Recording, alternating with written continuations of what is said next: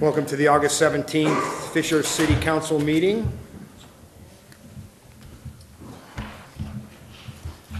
I see that I have everyone present here at council. Do we have any announcements? It looks like we've got a number of announcements. John, why don't you take that first one? Want to see it? Sure. First one, Senior Expo at Fishers Parks and Recreation. We strive to host diverse events that residents of all ages can enjoy. Residents 50 or better are encouraged to celebrate National Senior Citizens Day with some help from Fishers Park and Recreation. Stop by Fishers Public Library on Thursday, August 20th for a free, informative open house. Not only can residents 50 or better meet and mingle with businesses that provide senior services, but it's also a great time to socialize with one another. Light refreshments will be served and registration is required for this free event. Thank you, John. And David, can you take the second one?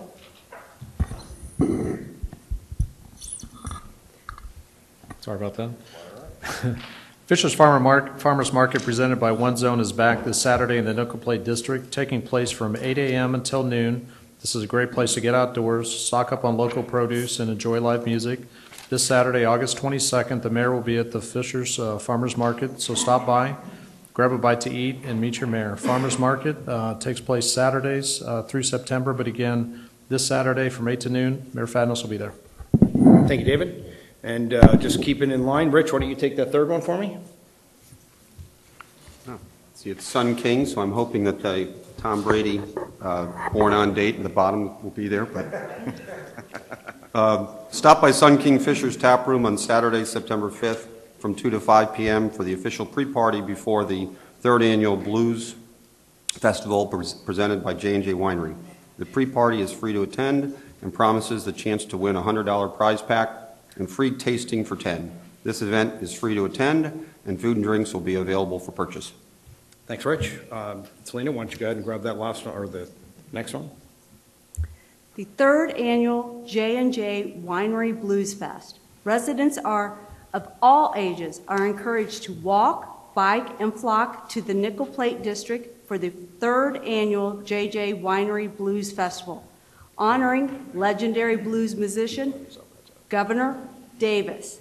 Bring your wallet and enjoy dinner, drinks, and free entertainment in the heart of Fishers. Local favorite J&J Winery will be serving delicious wines during the event, and food trucks will be on site to ensure you enjoy a delicious meal while enjoying sweet blues tunes. The festival begins with Mike Milligan and Steam Shovel at 6 p.m. and acts rotate every half hour. That means that during this free event, you'll hear performances from 7 different blues musicians. Thank you. And Stuart, you want to grab that last one there? Glow in the Park. Glow in the Park is back by popular demand, promising a night of neon lights, laughs, memories for the entire family. Join us in the Nickel Plate District for this free community-wide event. Arrive early because the first 1,000 people to arrive will receive a free glow stick to kick off the night. A DJ will be spinning some of the favorite summer jams while you're enjoying painted faces and graffiti wall painting and also neon splash. Parents, this event is a little later and the sun will be setting to give the glow. When the fun begins, we encourage supervision during the event so you can get the most fun out of it. We welcome all the time. Thank you, Stuart. And we'll go ahead and move on to presentations. I think Chief Kale, you have a presentation to make tonight.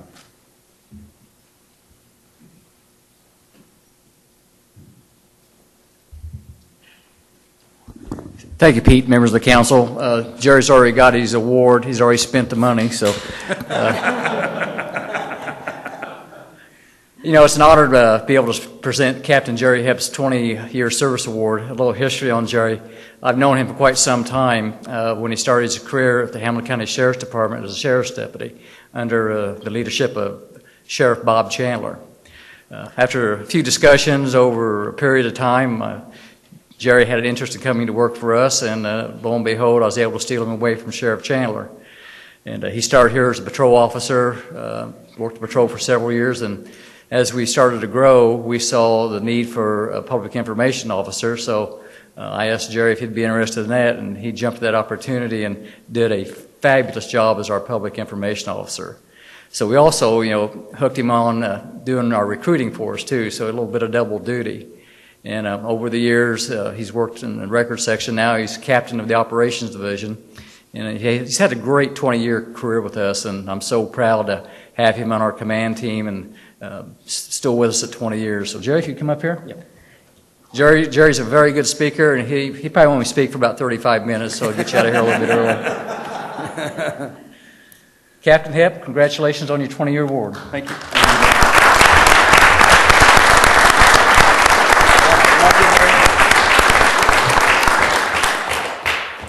I'll be brief because a little bit of sentimental here. There's a lot of special people in this room with me, George being one of them, so I'll stick with George right now. But I can tell you 2 quick stories that were pivotal in transitioning to Fishers. Most of us in here, the high school kids aren't here yet. My family's certainly here, but I remember backing into a payphone. Remember the days of payphones, and making a call to the chief. And then I remember meeting him in his conference room, same chair he sits in today, and that was on a Saturday morning, and going over the details of a job transition to Fishers. So certainly can't thank him enough. And then certainly my wife Ann is here. My 2 boys, Cole and Clay, are back there, and then 2 very close friends at the police department, Mitch Thompson, friend for a long time, Ed Gebhardt, friend for a long time. So thank you guys, but certainly thank the chief for bringing me down here for this opportunity.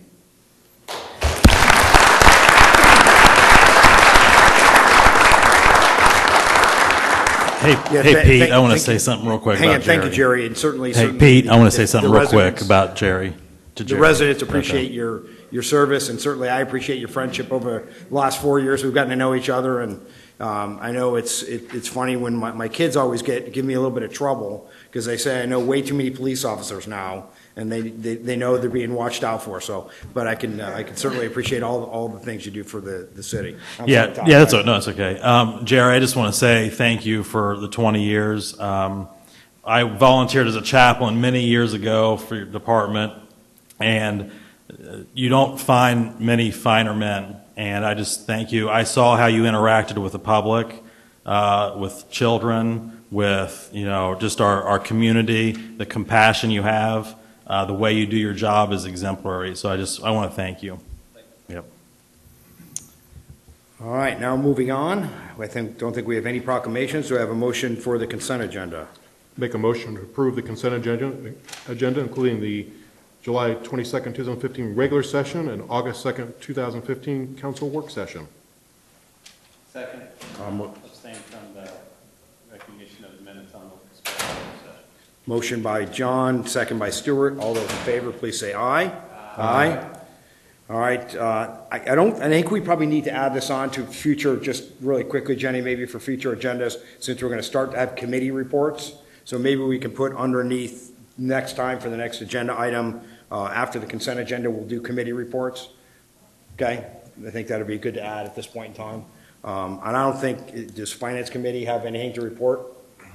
Well, certainly just we did our first pass on the budget here at our last Finance Committee, and the Finance Committee want to thank those who are, as Councilor Stoller, Councilor Moeller, appreciate their contributions and their time, and we've got a lot to talk about starting the budget process, and we're going to be meeting a lot more here in the next 60 days to bring a budget forward to the council. Okay, thanks, John. And then I don't think, do we have I think probably the only other committee we have is a formal committee, digital sign committee, Scott? Is that it? You have 2 task force, I would say. One is the wireless communications, which you're going to be discussing tonight. And then the digital signage task force as well. Do I have a report on the digital signage since we'll forego the other? We're at a point where we were ready to conclude that. However, there was some type of Supreme Court case, if I'm not mistaken, that our legal team was going to take a look at in order us to take a look at that before we actually come to some conclusion. So we're getting there. Okay. Thank you, John. All right, now we'll go ahead and move on with the regular agenda. Moving over to item number 6.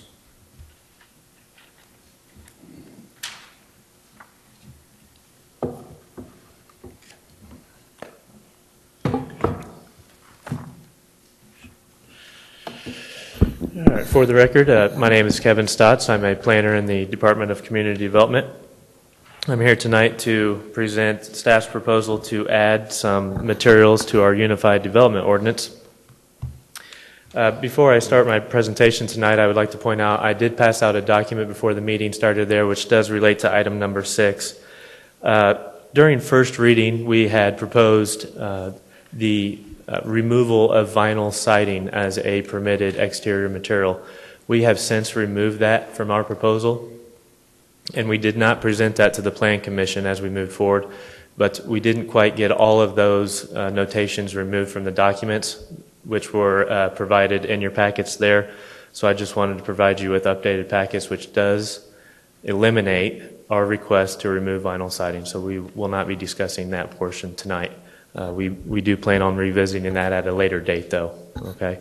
So tonight, before you is the request to actually add 4 new materials to our Unified Development Ordinance. And at first reading, I was asked to bring samples. So if there's anyone that would like to see these samples, I have 1 sample per material. So we're going to ask that you pass it around or share.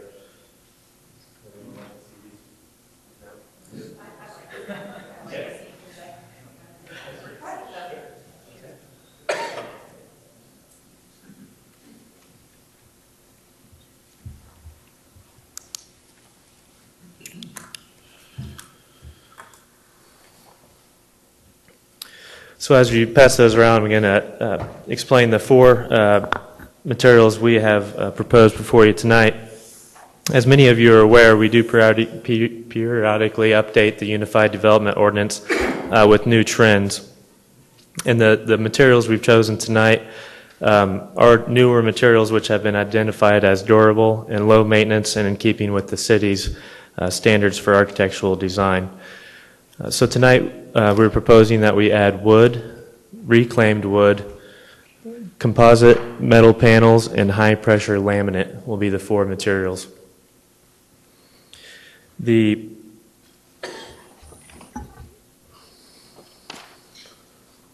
4 materials will be permitted in our industrial and commercial zoning districts. They will also be allowed on buildings which are non-residential but fall within residential zone properties. So these are the materials which can be used in those zoning districts. As we worked our way through the Plan Commission had requested that we limit the amount of reclaimed wood which can be used on a building for an accent material only. So we had added some additional verbiage to that portion of the ordinance, which states that reclaimed wood may be used as an accent material and limited to accent areas, for example, building and window trim, architectural features, and entrances. Reclaimed wood shall be of high quality materials, suitable for exterior use, and limited to 25% of the overall building. So we've made that adjustment upon their request. They had also requested that we add definitions for each of these materials, and we have made that change as well. So with that, staff would ask that we hold second and third reading tonight. I'd be happy to answer any questions you may have and respectfully ask approval of this change. Any questions from council for staff? Do we have to suspend the rules on this one? No? Okay. If seeing no questions and there's no necessity for a public hearing, to my knowledge, correct? I'll go ahead and entertain a motion. Make a motion to approve ordinance 051815. Motion by David, second by Todd. All those in favor, please say aye. Aye. Any opposed? Okay, moving on. Item 7. Again, for the record, my name is Kevin Stotts, a planner in the Department of Community Development. This item before you is the request to expand the existing I-69 overlay district.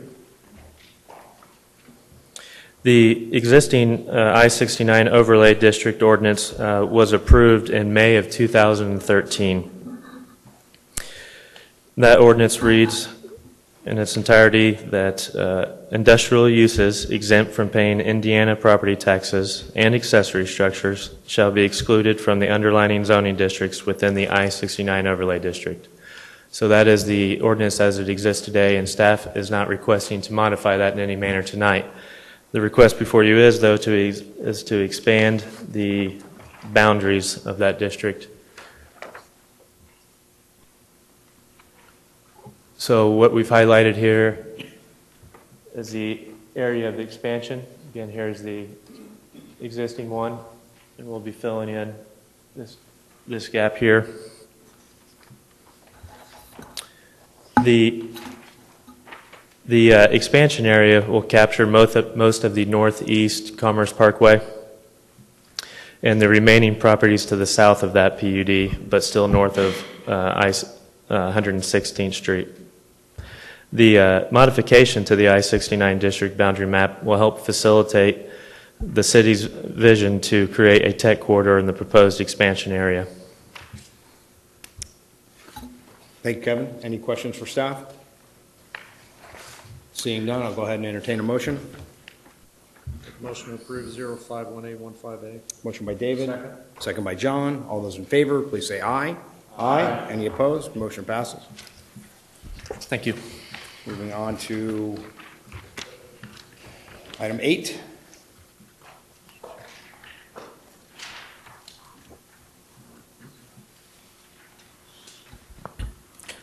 Good evening. For the record, my name is Rick Brandow, one of the assistant directors of the Department of Community Development. Before you this evening is a text amendment to the Fishers zoning map and also to the Unified Development Ordinance dealing with micro cell towers or small cell tower facilities. Recently, the state legislature changed and allowed municipalities to control micro towers, small cell communications within cities' right-of-ways, provided they adopt certain ordinances and regulations dealing with those. And that's what this ordinance was and has created. This item was before this council on May 18th for first reading. As a result, it was also sent on to Plan Commission for a public hearing. There was a subcommittee created. I'd like to thank Councilman Block and Commission members Stewart and Fain for participating in the task force. Also would like to thank stakeholders from Zayo, AT&T, Verizon, and Crown Council for participating. Also involved in the task force were staff members, Deputy Mayor McGrath, myself, City Engineer Jeff Hill, and others in our departments were involved. Together we worked through a 3-month process to review and evaluate the different elements of the ordinance, identifying a wide range of things, but the main focus of this ordinance deals with the placement of the towers, the aesthetics of the towers, excuse me, and the process in which they would go through for review. Bottom line, or the crust of the ordinance, states that no tower may be located within 1,000 feet of another tower. No tower could be placed within a street designation using the city's thoroughfare plan that is designated as a local street. They may be placed on collector streets and arterials, primary and secondary arterials, but nothing on local streets, meaning those that are within subdivisions. And they also must comply with certain aesthetic standards. For example, matching our light poles. If their pole is going up, then they need to match the existing light poles within the community. If there's any element of any of the ordinance that is not acceptable or they cannot comply with, they must go through and seek a variance through the Board of Zoning Appeals. So that was the thought process, was to outline the basis of our desires of how we want things to be developed in the development standards, and anything beyond that must go through a variance process. So before you this evening is a request for second and third reading. There is a certification from the Plan Commission recommending approval. Staff would be supportive of the request, and I am available for any questions. There may be somebody from ZAO, I was told, that may be here tonight, so I don't know if they would like to say anything or not. Thank you, Rick. Any questions for staff? Any report that the task force wants to give, Rich?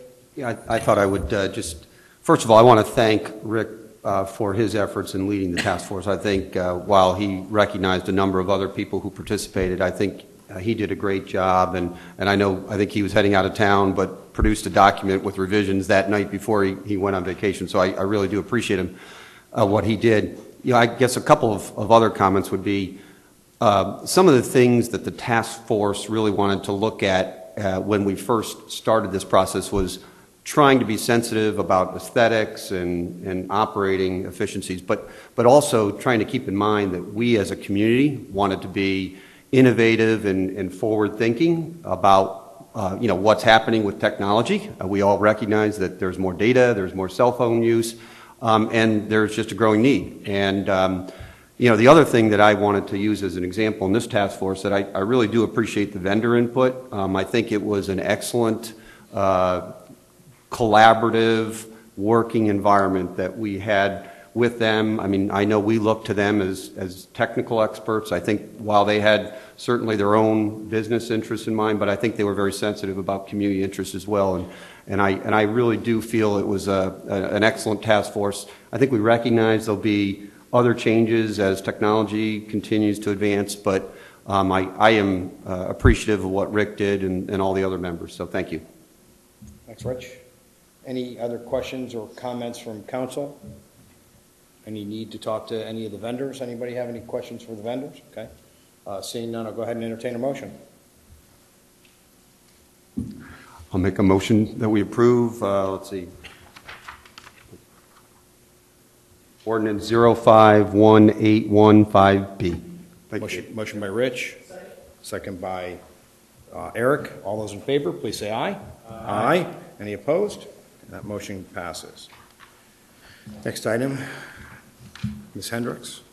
Good evening. For the record, C.C. Hendricks, Human Resources Director. Before you this evening is an amendment to the salary ordinance for 2015 to add an additional job title. The title we're proposing is Director of Fleet, Permitting and Inspections.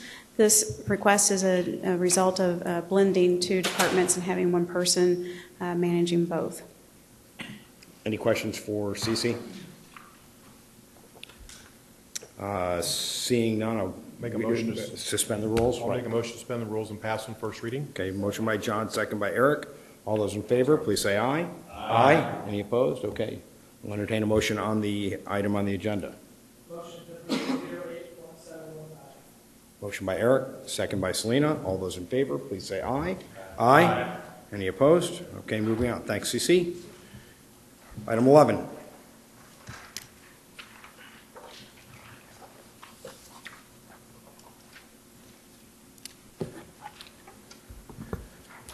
Good evening. For the record, Oscar Gutierrez, City Controller.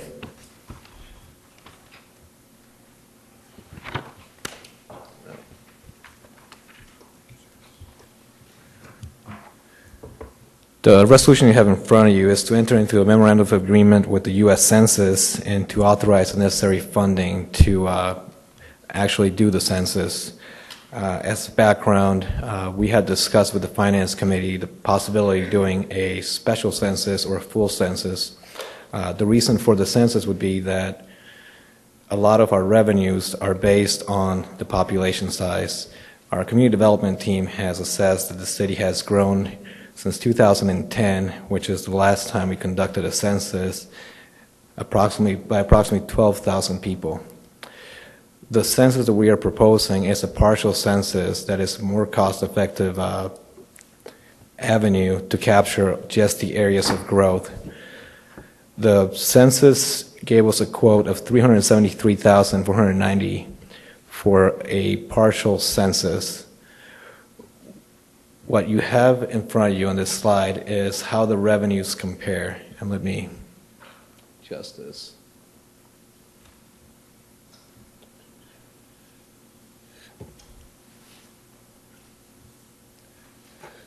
So the revenues that you have at the bottom, where it lists motor vehicle highway down to cum cap fund improvement, those are the funds that are affected by population on the state calculation.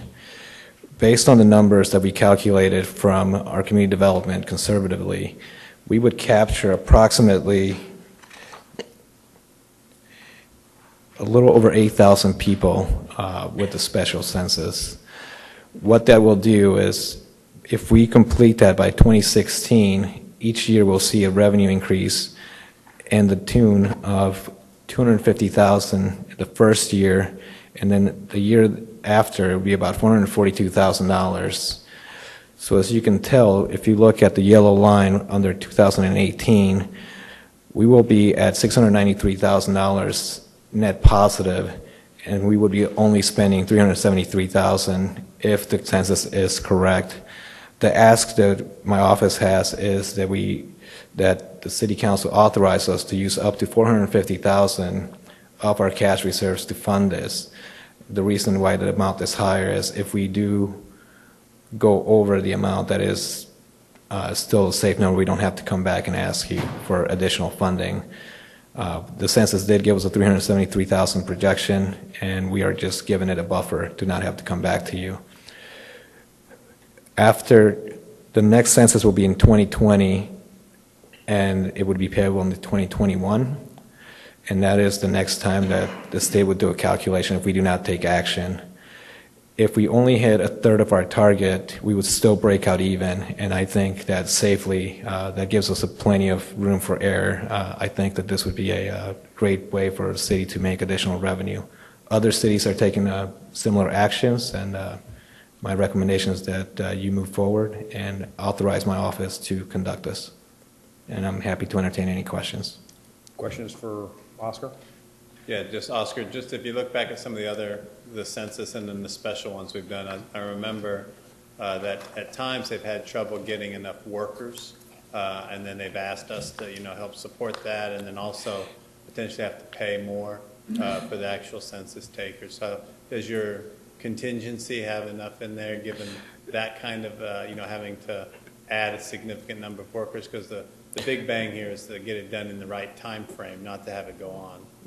So that's a great point, Councilor. The reason why we do have that buffer is because we are planning on not doing the recruiting in-house. The last time that the City of Fishers took this type of action, our HR department was overwhelmed in having to manage, recruit, and staff those temporary workers. Our plan, and this has been changed by the Department of Commerce recently, is to allow municipalities to contract out through staffing companies. So the number of people will still be the same, but the 20% gap would be through negotiating a rate with several staffing companies. We are in discussions with other cities that are doing census.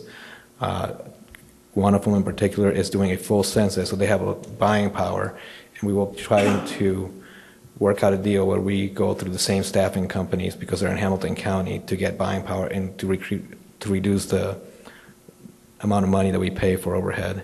So that burden will not necessarily be on us, it will be on our contract teams that we hire. And I would just add to it, be flexible in that you might need to add more census takers, because sometimes they come in, but then they don't last long, or they find another employment. So it's just a matter of getting the right number to fit within the time frame. Being that we're doing a partial, I feel confident that the number will be much smaller than doing a full census. Just to put things into perspective, the $373,000 quote that we received for a partial is $1 million less than had we done a count for every home in Fishers. So we're only picking the specific areas of growth, so that we're being very strategic on what areas we decide to go count. So essentially where you're at, Oscar, if I understand, is that we've undergone some annexations either through, the Geist was already in the 2010, so it's only the new developments we've done. So in terms of the areas we have to do, it's only really those that are new houses have popped up since that last decennial census. That's correct. And if you look at the map before you, that is all of Fishers, and we are only going after the yellow and the orange. So we're being very strategic to only go to the areas that are going to yield the highest return on investment. the difference between the 12,000 to do a full census and then doing this partial census is a $5,000 gap. But when you calculate the totality of it, the return on investment is much better to invest $300,000 and receive well over $1 million additional. And if I may comment, kind of chime in on this process here. First of all, I have to compliment Oscar and his team and the mayor's office for this is a real cost-effective strategy. You look at investing $300,000 to $400,000, looking at $1.5 million return. It's a great return on your investment from a taxpayer perspective.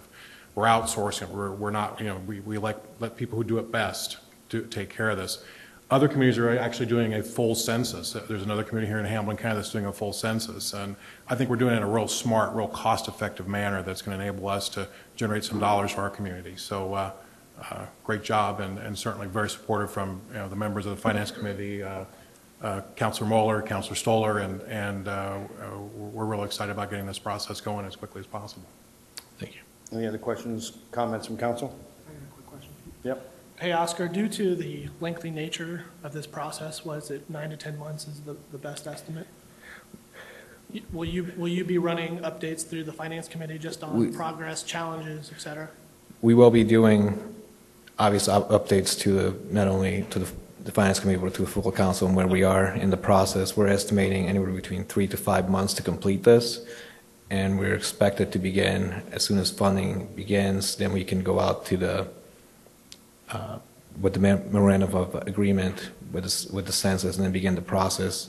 There still has to be some steps that have to take place prior to, but we hope to begin sometime in October and hopefully being complete by February.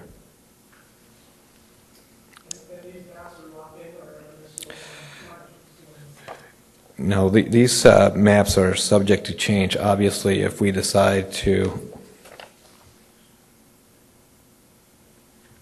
try and capture additional areas, there will be an additional cost to the census, an additional staffing cost to the city.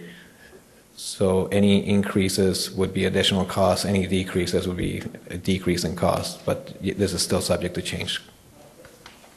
Stewart? Make a motion to suspend the rules. I have a motion from Stewart. 81715B. Motion to suspend from Stewart. Do I have a second? Second by Eric. All those in favor of suspending the rules, say aye. Aye. Any opposed? Okay. Motion to approve ordinance 081715B. Motion by Stewart, second by Eric. All those in favor, please say aye. Aye. Any opposed? Okay.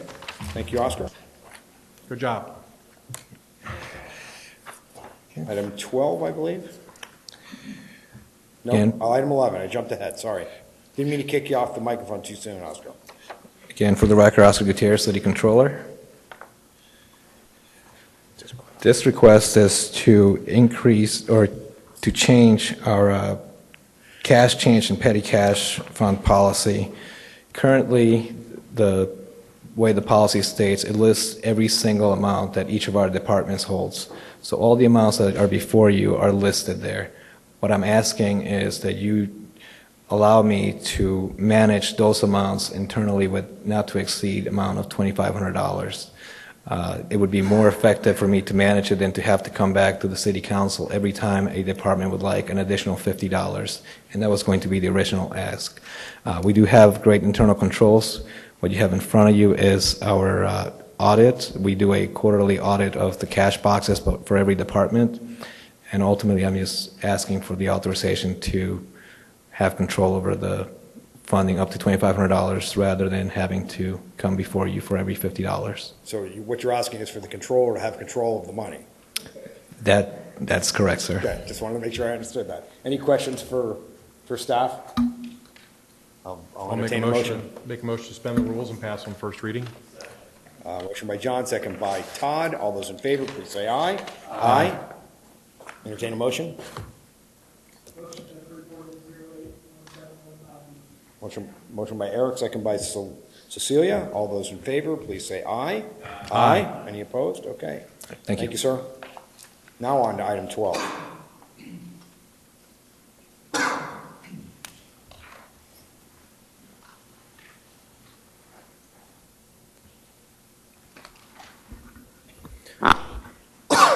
Excuse me. Good evening. For the record, I'm Adam Zach Lakowski, a planner with the Community Development Department.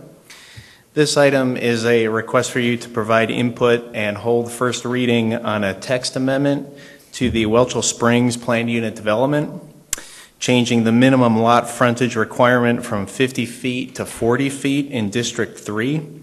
And this is a portion of the 147-acre neighborhood known as Welchel Springs to be located east of Florida Road and southwest of Southeastern Parkway. If you have any questions, be more than happy to try to answer those for you tonight. Thank you. Any questions for staff? Sorry, Adam. We went through a couple cycles at the Plan Commission to finalize the plat, and I apologize, but I forget the exact nature of the reason between the first Plan Commission and the second Plan Commission. There was a reduction of a couple lots to make some modifications. Is this in response to that, or is this something new? Yes, Councilman, it's in response to that. So if this request were to be recommended for approval by Plan Commission and approved by you folks at a later date, then they would have to come back to the Plan Commission for a primary plat amendment. And so this would only affect those 8 lots that are cul-de-sac lots? Yeah, since it's only dealing with frontage, the lot width would still need to be 60 feet at the building line, but the frontage is really just referring to the frontage on the street, and this deals when we have pie-shaped lots on the cul-de-sacs. Any other questions for staff? Is there a rough estimate at this point on the differential in the number of units in the development? Yes, Councilman, it would be, there'd be 2 additional units. 2 additional. So it'd bring the total lot count to 261. Just first reading. Yep, just first reading. Correct. Thank you, Stuart. Thank you, Adam. Okay, moving on to item number 13.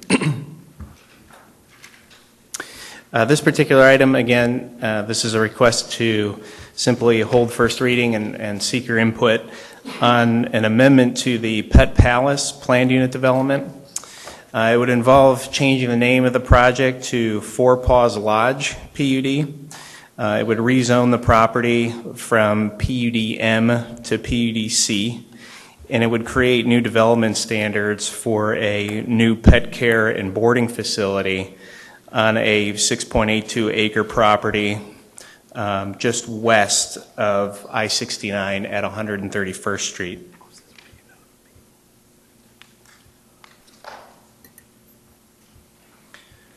So right now the property is the Pearson Bark Park. It's a private membership only park. In order to convert the property into a kennel, which would basically be a large new building more or less in the center of the property, the existing PUD needs to be reworked, and some of the development standards need to be changed. So those were outlined in your report, and if you have any questions, be more than happy to answer those for you tonight. Thank you. Any questions for staff? For the record, I have a personal relationship with the Pearson family, so I'll abstain from this. Thank you, Art. I don't know if my question should be directed to staff or the petitioner, but I did have some general questions, and I guess it speaks to the development standards that are being modified or being proposed. And Rich, remember first reading, so yeah, you absolutely get them on record, Okay. so that goes there. If someone has first reading, then we could take those back to Planning Commission, that comes back with perfect place to go. Okay, all right, thank you, Pete. So I guess I have 3 that I would just like to have maybe answered as we go forward, but one is the reason for the change with the exterior projections and recesses occurring less frequently than the ordinance. Secondly is the fencing. And again, I don't really necessarily have a problem with the use, but with the height of that fencing, I guess I have some concern that, it almost looks, I don't know, like more of an institutional kind of a setting, and I have some concern about that. And then the last question would be, I guess it seems like there's a willingness to dedicate right away rather than a requirement. Okay. I think staff can go ahead and capture those. Or a commitment of voluntary donation. Any other comments or questions for staff or to get on record? Steve? Sorry? Good evening, Mr. President, members of the City Council. For the record, my name is Steve Harden. I'm a partner in the law firm of Faegre Baker Daniels, and I'm pleased to be representing Four Paws Lodge this evening. And from Four Paws Lodge is Mr. Tom Farrell is here in the audience if you have any questions for him tonight. Thank you, Adam, for your remarks and your staff report. I won't go into a whole lot more detail than he did, other than I will just help maybe just a little bit for everybody that won't be at the Plan Commission. We'll have an answer at the Plan Commission about the architecture. The concept plan will be able to show us the answer, Mr. Block, to the fence question. So in your packet, you'll see in dark green these areas. This is the agility field. That'll have a 5-foot, probably wrought iron type of fence, not an 8-foot, not a 10-foot. The 10-foot, as we show on the fence exhibit, is in this area right here, and we'll hopefully have a picture of what that looks like. That's a special kind of 2 different levels. It's got a neat aesthetic to it that the developer has worked with the staff and shown them what that looks like, and that's particularly designed to be just in this area to provide a screen from 131st Street of this area, which is an open kind of play area for the dogs. Wherever you see dark green, that's where the perimeter where there will be fencing, just in those areas. And so that's where this area is the 8-foot fence. There's a 10-foot fence right along the perimeter there, and then over here, more visible area, it's only a 5-foot fence. Along the north-south axis, Steve? Did you follow over to your there? Here, this is an 8-foot. That's an 8-foot fence. Okay, so just that one segment is 10. Yeah, just right here. That's a 10-foot. And that's, again, we'll give a better exhibit so you can see what that looks like. Then the right-of-way, our intent, and I'll double-check the language, our intent was to carry over the same commitment that was there. I think it was in 2002, and then in 2005, there was a discussion with the town at the time for a certain amount of right-of-way to be dedicated now. And then if in the future the city needed additional right-of-way up to, I believe, it's a 50-foot half right-of-way, then the owner would agree to give that additional right-of-way at that time. But there was a lot of question, I think, at that time and still today, whether the city would, because of just the odd shape of where this is located, whether there would ever be the need. And so the thought was, let's not take more productive land than we think we need, but let's get the agreement in place so if we ever do need it, we can, the developer agrees on the front end to be able to grant that. Thank you very much. Thanks. Any questions for the petitioner? Motion to have first reading. Thank you, John. Thank you. Item 14.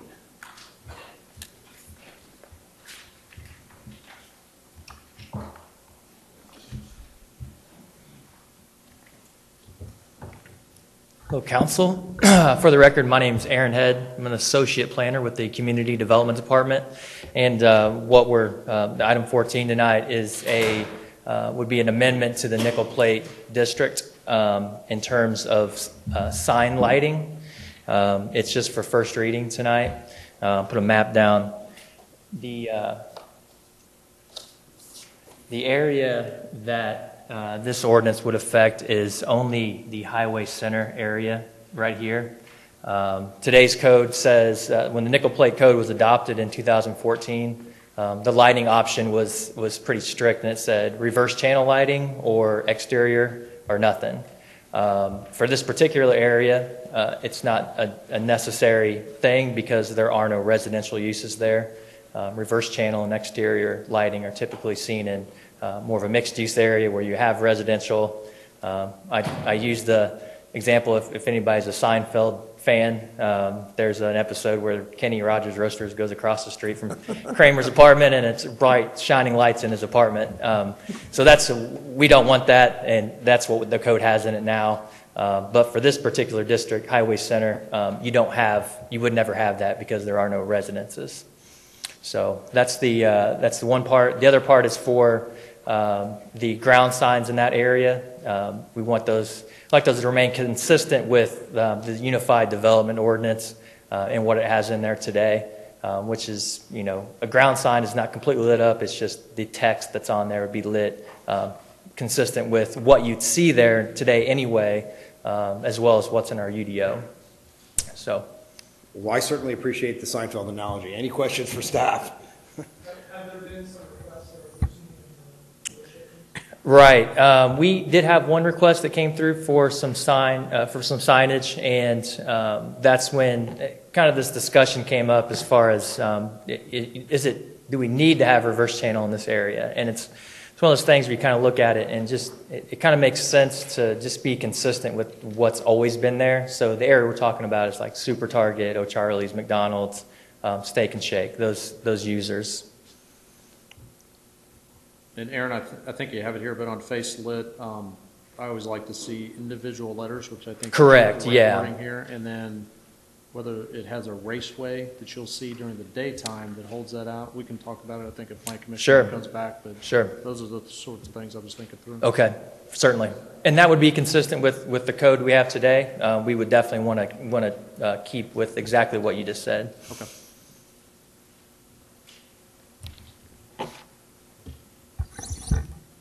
Make a motion to have first reading. Thank you, John. Okay, moving on to item 15.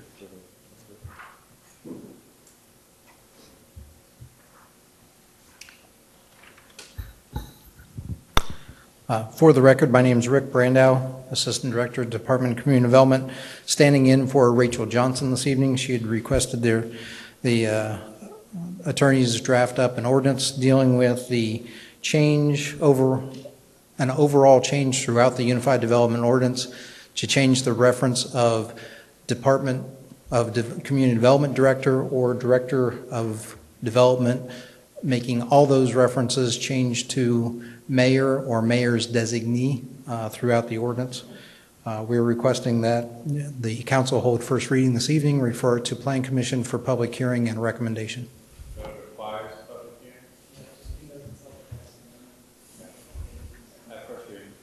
Thanks, Stuart. Item 16.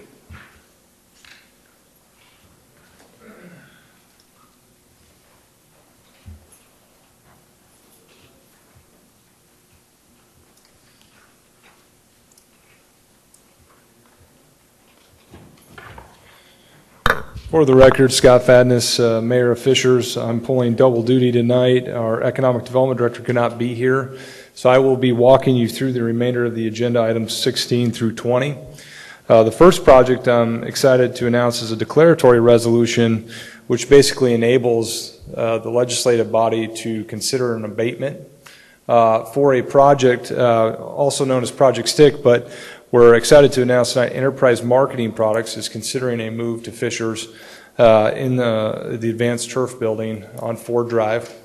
This would bring approximately 32 jobs to the city of Fishers with an anticipation of 20 more jobs to come as they grow. So 32 would be moving here initially, and then we would see growth in that company of upwards to 20 new jobs over the next 5 years. The incentive for your consideration would be a 3-year personal property tax abatement, which would constitute about $8,900 over the period of those 3 years. Now, tonight, all you're doing is setting the stage. So tonight you would be considering the declaratory resolution. We would then move to the Redevelopment Commission and then come back for your final consideration of the tax abatement at the September council meeting. So with that, I'd be happy to entertain any questions and look forward to your consideration. Any questions for the mayor? Seeing none, I'll entertain a motion. Motion by Todd. Do you have a second? Second by David. All those in favor, please say aye. Aye. Any opposed? Thank you. The next items 17, 18, 19, and 20 are all statutory requirements for the project you are going to consider tonight. And they do need to be approved individually, but I'd like to talk about the project collectively if I could, and then we'll walk through each statutorily required agenda item 17 through 20. Tonight, as you might have seen in the Indy Star that covered the article, we're considering a mixed-use development by the Nickel Plate Development LLC and Fort A. Ray Brewing Company. For those of you that may be wondering the geography of this, it's at the corner of North and Lantern. This is property that the city acquired some time ago. We did a request for proposal. We had 2 proposals that came in. We evaluated those through the Redevelopment Commission. Both deal structures at the time did not necessarily meet the financial parameters that we were looking for, although the vision of both projects were really exciting. So what we did is we basically rejected both offers and we went into negotiations, which is legal under state statute to do, and started having a discussion with Fort A. Ray and Nickel Plate Development LLC to see if we could not find the financial middle ground, if you will. And so tonight, for the consideration of the council, is a 16,000 square foot building, 8,000 of it being office, 8,000 on the first floor being retail, to be located at the corner of North and Lantern. The approximate investment is around $4.5 to $5 million. And for that, in terms of an incentive package, what they're requesting is a 10-year property tax abatement for both real and personal property, as well as the land and a waiver of impact fees. Along with that, any type of permitting fees we would also waive, or inspection fees. One of the unique attributes of this project that we're excited about is they are actually willing to purchase an additional property adjacent to this with private funds to allow for additional public parking in the downtown Maple Street Lantern area. For that, the city of Fishers would pay rent for a period of time of 6 years. At the end of the 6 years, we would no longer have to pay rent. It's $25,000 a year. At the end of those 6 years, then we have parking for an indefinite term until potentially, if they had the desire to develop the land, they could also do that at that point. So with that, I would like to ask Matt Troyer, who is a member of the Nickel Plate Development LLC, to come up and share with you just a little bit about their vision. And then obviously there are some public hearing requirements in this, so we will open it up for public hearing and entertain any questions from the legislative body. So at this time, I'd like to ask Matt Troyer to come up.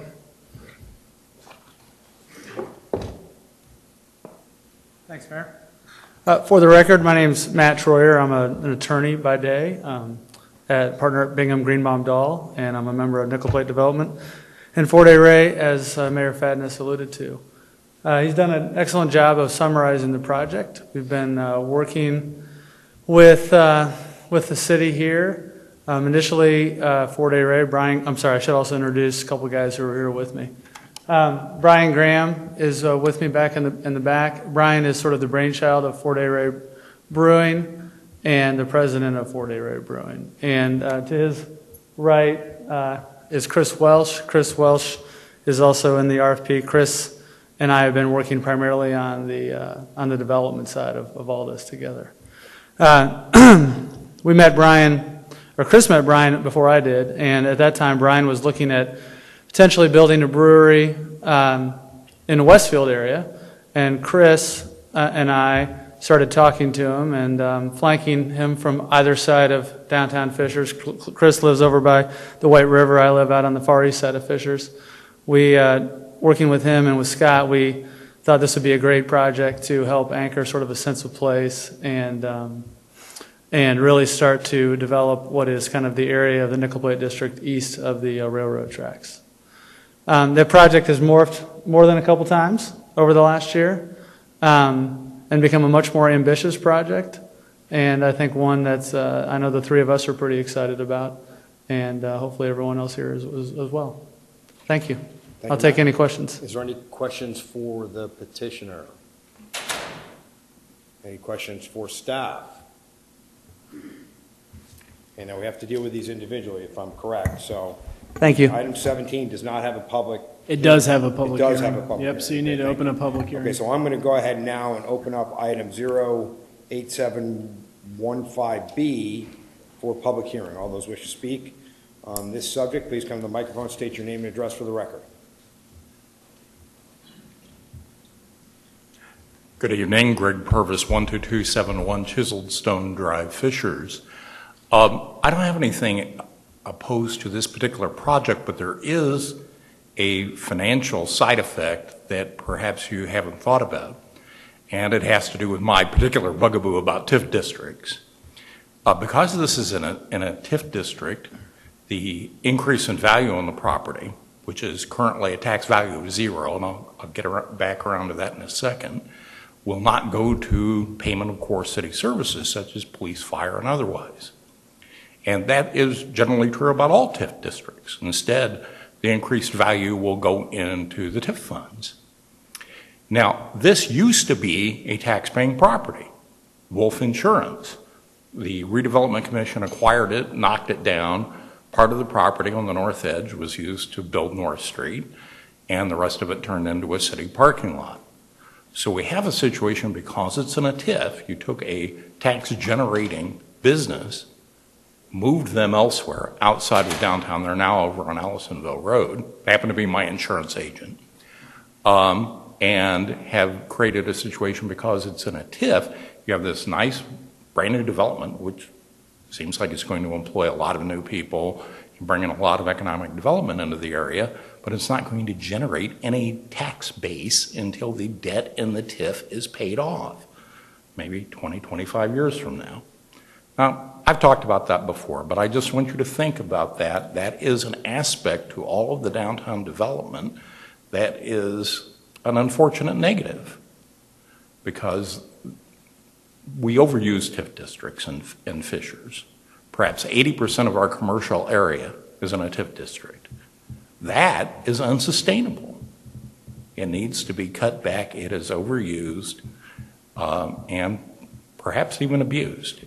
TIFs were originally intended for blighted areas, of which Fishers has precious little. California, where TIFs originated, has outlawed them because they were so overused. So just think about that. This is not the only time this is going to come up. It's come up before when I talked about the depot and the switch buildings out in front, and it'll come up again. And it's especially noticeable in the downtown developments. Thank you. Thank you, Greg. Is there any other members of the public wish to come up for the public hearing? Seeing none, I'll go ahead and close the public hearing.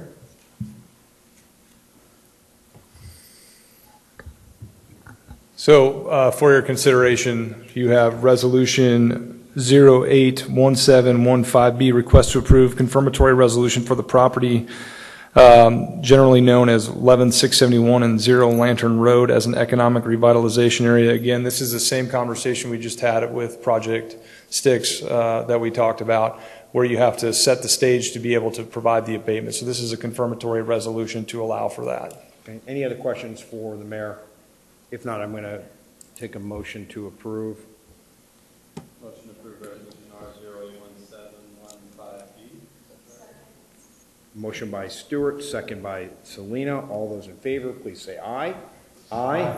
Any opposed? Okay, moving on to item number 8. Item 18 and item 19 are both required by the state of Indiana. When you do a tax abatement, either personal or real, a statement of benefits must occur. So you have to talk about what are your future projections in terms of real estate and jobs.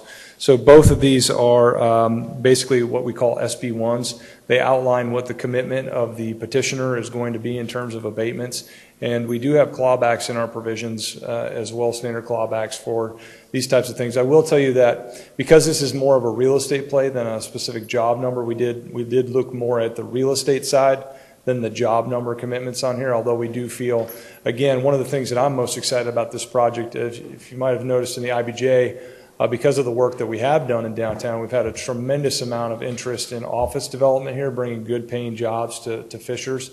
We are literally almost at zero vacancy. So this gives us an opportunity to provide another office element to our community. And I honestly think we'll get this thing leased up before it even opens. So that's an exciting component. But again, these two agenda items are standard protocol for any abatement that you'd like to consider. Motion to approve resolution R0811715C. Motion by Stewart, second by Todd. All those in favor, please say aye. Aye. Any opposed?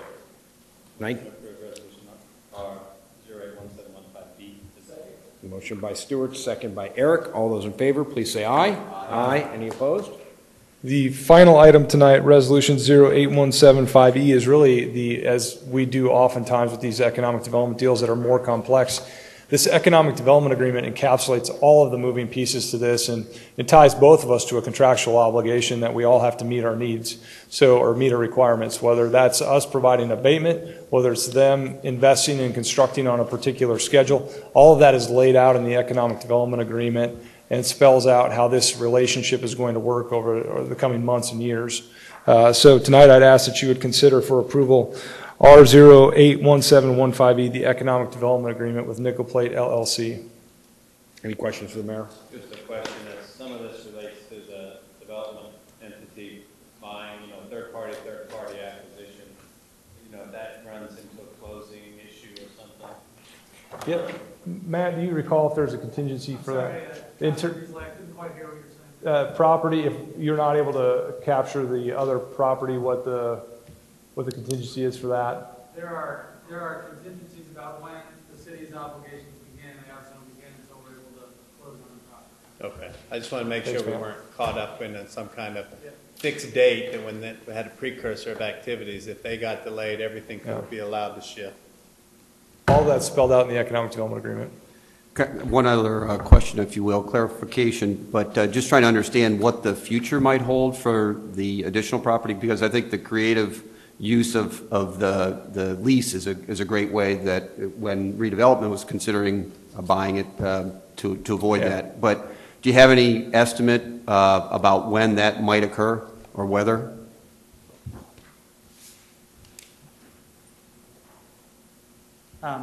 Thank you, Councilman Block. At this stage, we do not. Sorry, John. We're trying to get our arms around the first phase of all this. But, I think the combination of the proposed project, the 16,000 square foot building and everything that's attendant to that, as well as adding some parking for the Nickel Plate District, which is seems to be a much needed item in the short term, allows the city, as well as anybody else, to help solve sort of the parking issue on more of a long-term basis, which would then facilitate, I think, a more complete redevelopment of what is a relatively small tract of land that has some pretty interesting opportunities, I think, for the city. Thank you. Any other questions? I'll entertain a motion to approve. Motion by Todd, second by Eric. All those in favor, please say aye. Aye. Any opposed? Okay, we're done with the regular, moving on to regular items. Any unfinished or new business? Okay, I'll take a motion to adjourn. Motion by Eric, second by Todd. All those in favor, please say aye. Aye. Adjourn.